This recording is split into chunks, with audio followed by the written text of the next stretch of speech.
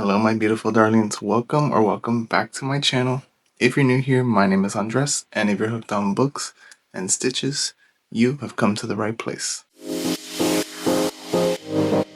And welcome to episode 2 of Overbooked but Hooked. If you're new here, definitely I need to give you some explanation as to what this is. So last year I did a video that I counted all of the books on my physical TBR and it totaled out to be 77.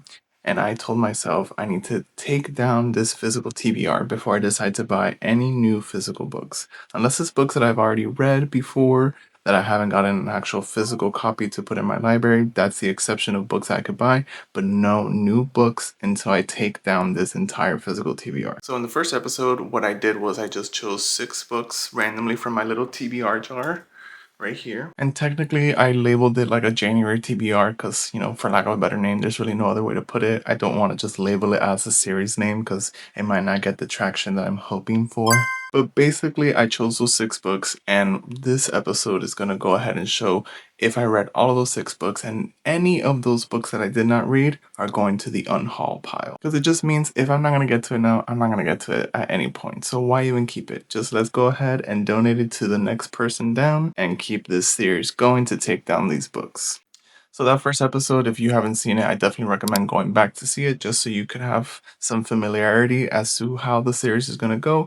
But definitely I'm giving you explanation now as to how it's going to keep moving forward, just because that first video was definitely shorter than most episode videos are going to be in the series, just because it was just choosing books. But now how it's going to be structured is we're going to start every series video now with stats, kind of going over what books were chosen, what books were read, what books are going to the unhaul pile.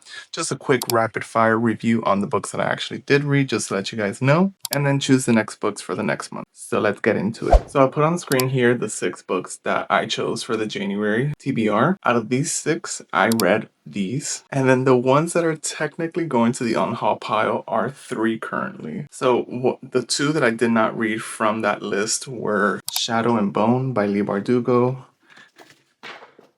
and Skinny Dip by Carl Hiaasen. I never got to them, and I literally said in the video, the previous one, that if I did not read Shadow and Bone this month, I need to unhaul it because it's been too long at this point. So yeah, these 2 puppies are definitely going in the unhaul pile. Now, I know that I did not read How to Sell a Haunted House by Grady Hendrix, but I'm still very, very interested in this book, and I didn't get to it just because I didn't have enough time. So for those reasons, I'm not gonna unhaul it. I'm gonna keep it.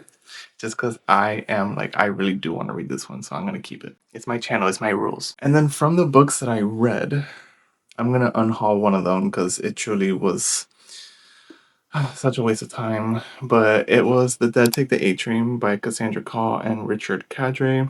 So this book had been on the TBR like 3 times, like I said previously, and it didn't hit the mark, unfortunately, so it's going to the unhaul pile. Now, let's talk about the books that I actually read and the reviews that I gave them. So the first book that I read this year was I Hope This Finds You Well by Natalie Sue. That was part of the January TBR because it had been on my Kindle TBR instead of my physical, but I still counted it. That one was really good, very enjoyable. I did talk about it a little on my previous vlog that I'll link up above and down below for you guys, but that one I rated 4 stars. The next book that I read was The Therapist by Nicole Trope. This one was a decent popcorn thriller, very, very predictable, but all in all, I did give it a 3 star, and this was the book club book pick that I had with my mom and I's book club. Then the next book that I read was Before Your Memory Fades by Toshikazu Kawaguchi. This one, I kind of just jumped at it randomly because I'm also trying to do Books and Lala's buzzword challenge for book covers and book titles, I believe it is. Let me just double check. Yeah, the 2026 reading challenge, buzzword reading challenge for covers and titles, I guess, I would assume, because the January one was supposed to be before and after, which is why I chose Before Your Memory Fades. And then the cover one was supposed to be Body Part Internal, and this might be a stretch, this might be pushing it. But The Dead Take the A-Train kind of has that interior like mouth, if you see right there, so I kind of counted that one for the January buzzword cover challenge. So I did get that challenge completed for the month of January, which is nice. And then my rating for Before Your Memory Fades, I did end up giving that a 4 star. Very, very good. It was a little repetitive in a sense. I feel like the four stories that were told were kind of almost the same in a sense, just with different like little things here and there. It was still overall really, really good. The messages and that are embedded within the stories and like just the writing style of Toshikazu Kawaguchi, obsessed, love it. I'm definitely gonna keep going with that series. And then the next book that I read was A Day of Fallen Night by Samantha Shannon. So it wasn't like the next one I'd started at the beginning of January, but I ended it at January 24th. I finished it. That one, 5 stars. No notes. Like, please go read it if you have not read that series. I will always be talking about it because it's literally like my Roman Empire at this point. The next book I read was Direbound by Sable Sorensen. This was my book club book pick. My book club book pick for the book club that I'm in with my sister-in-law and one of David's cousins. And oh my. So I was nice and I rated it 3 stars.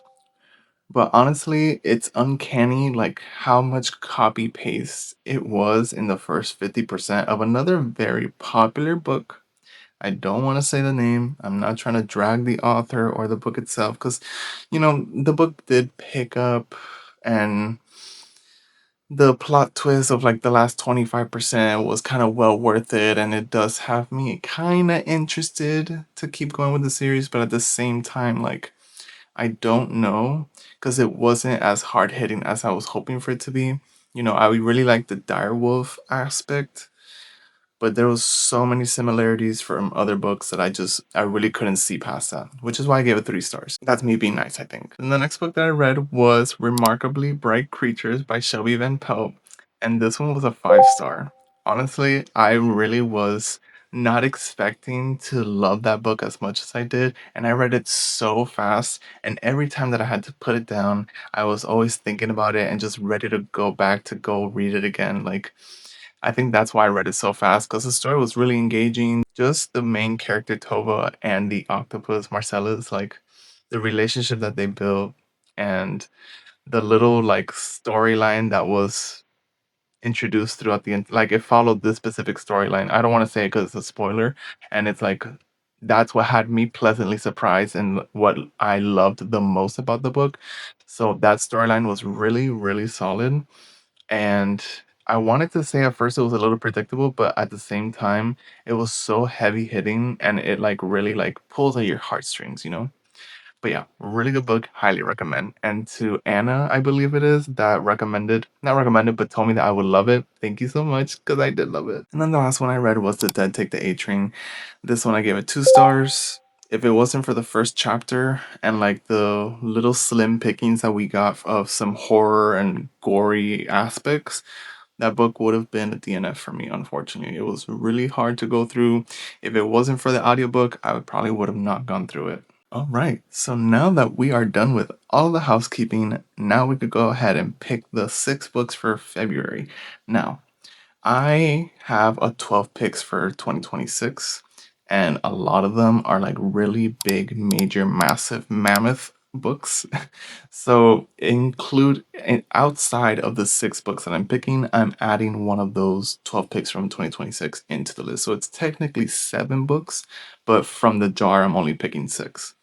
So last month was A Day of Fallen Night by Samantha Shannon, but this month is going to be Alchemized by Stanlin Yu. I'm ready for this. Like, I'm super ready for this. I know that it's like a crazy, crazy world that I'm about to jump into, but I'm ready for it. Today is February 1st, so I'm definitely gonna go ahead and start it today, and hopefully I can get through it because it is a little bit over 1,000 pages.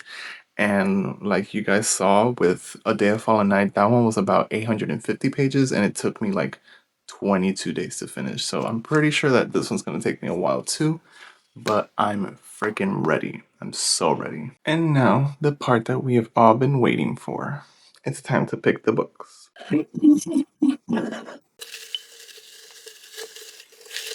So I did already take them all out and like bunch them up and put them in just because I feel like I was getting a lot of the same pickings before.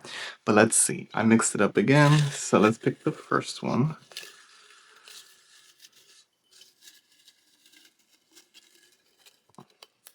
this one. Hopefully it's not upside down when I show you guys, because I'm infamous for that, let me tell you.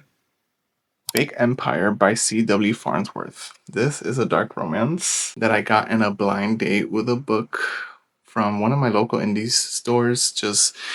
They were having a final sale because they unfortunately closed down, and they had a blind date with a book. This one was like $10, I think, and it came like with a pen and like little stickers and like a bookmark and all that good stuff. So yeah, this is the first book on the February TBR. Alright, let's pick the next one. This one. I'm like trying to see to make sure that it's not upside down, but without like reading the title. And that is The Wedding Date by Jasmine Guillory. This one has been on the TBR for quite some time for sure. Okay, so we got two romances. We got a dark romance, and then we got like a regular contemporary romance here. So let's see how this is playing out. I hope it's not just all romance that comes out. But we have 2 of the 6. Let's keep going. Alright. We need a fantasy up in here, guys. We need a fantasy. I know I already have Alchemized, but I hope that's not upside down, guys. This is like the running theme of my channel. Is his prompt upside down? It was upside down. Beautiful Things by Emily Rath. Oh my god, it's another romance. Okay. Right here. This one is, I'm really excited for it because of why choose and the cover. I mean the art, the character art. I'm kind of obsessed. But this is a third romance. So let's see, because I always like to give myself a repick at the end after picking everything to see if I could interchange one for another. And I'm seeing that I'm going down that route because 3 romances in 1 month is a lot for me. Alright, let's pick number 4. Let's see. Please give me a fantasy. Please give me a fantasy. This one. I almost saw it, but I didn't. Okay, that's not upside down, right? Who is Maud Dixon by Alexandra Andrews? Okay, I like that. It's a thriller. Let me find it. I know that I have it around here. Who is Maud Dixon? This one is highly recommended actually by Kayla from Books and Lala. I remember I saw a blog of hers when she was reading it and she really liked it. So I am excited for this one. And finally, we got some change outside of the romance. All right, 2 more picks. Let's see. Okay, this one. I think I saw it. Oh gosh.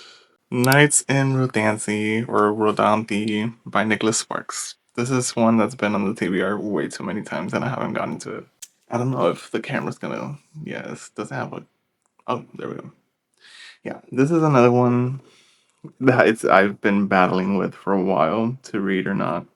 It's a short one too. It's like only 200 pages, so I don't know why I haven't gotten to it, but this is another romance.